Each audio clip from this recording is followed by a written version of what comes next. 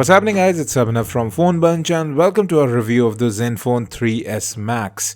Now, this is a new entrant in the market with a 5000 mAh battery and Android Nougat out of the box. Taking a look inside the box, you get a 2 amp USB wall charger. It does take a bit of time to charge the phone. Well, you have a 5000 mAh battery there, and it uses a micro USB port on the phone as well. Now, you also get a headset within the box. These are the Zen Ear headsets that we have seen before, and a SIM ejector pin because this phone comes with a unibody metal design. Now, in the front, you get a 5.2-inch display, and running on the device is the MediaTek MT6750 octa-core processor, 3 gigs of RAM, 32 gigs of onboard storage. Before we get to anything else, let's talk about build.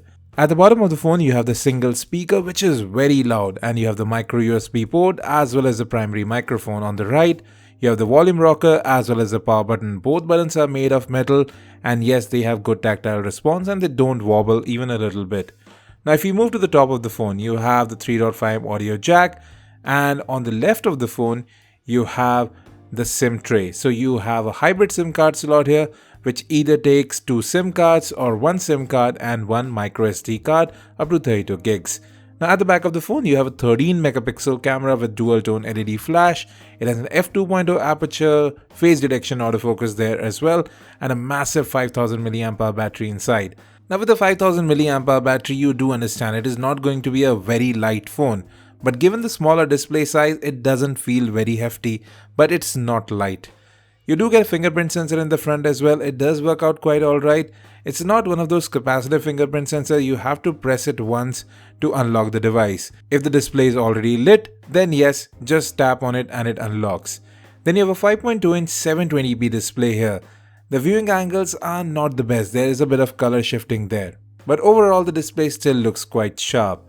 Now, talking about network and call quality, we didn't face any issues there. VoLTE is supported. I was using the Jio SIM card on this device.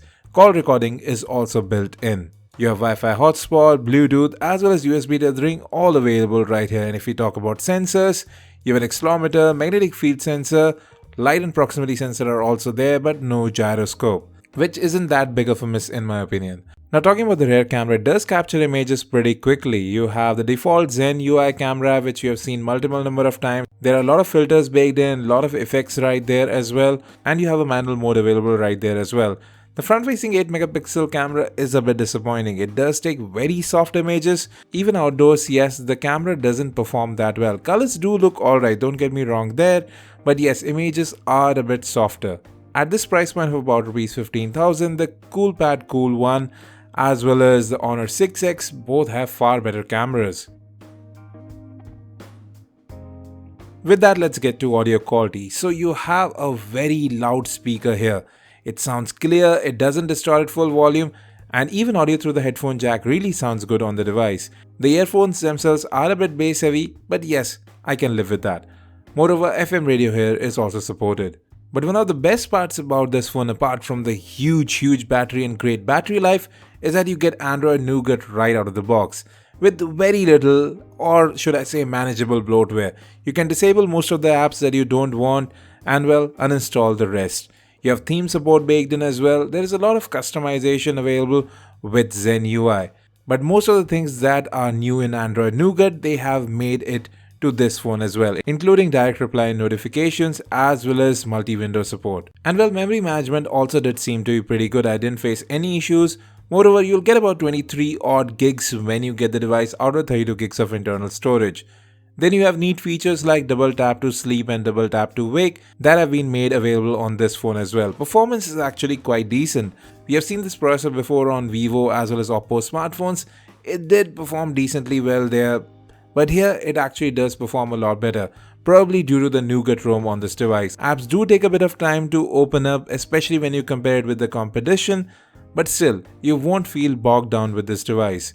The only major issue with the performance on the phone is really that it doesn't perform that well in gaming. Gaming performance is really not the forte of this device. What really is the forte of this phone is humongous battery life.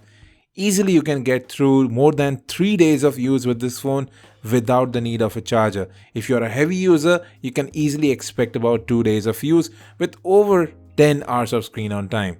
This is a brilliant phone in that aspect. Yes, it does take a bit of time to charge, but I generally charge my phone at night. The best thing is you really won't be worried about battery life on this phone, and that's what this is really about. Priced at Rs 15,000, there are better offerings from other manufacturers, especially in the camera as well as display and performance department. What the Zenfone 3S Max has going for it is, well, battery life and a very good design. Thanks for watching this video, folks. If you have any questions, let us in the comment section. We'll be back with more videos shortly, and as always, have a great day.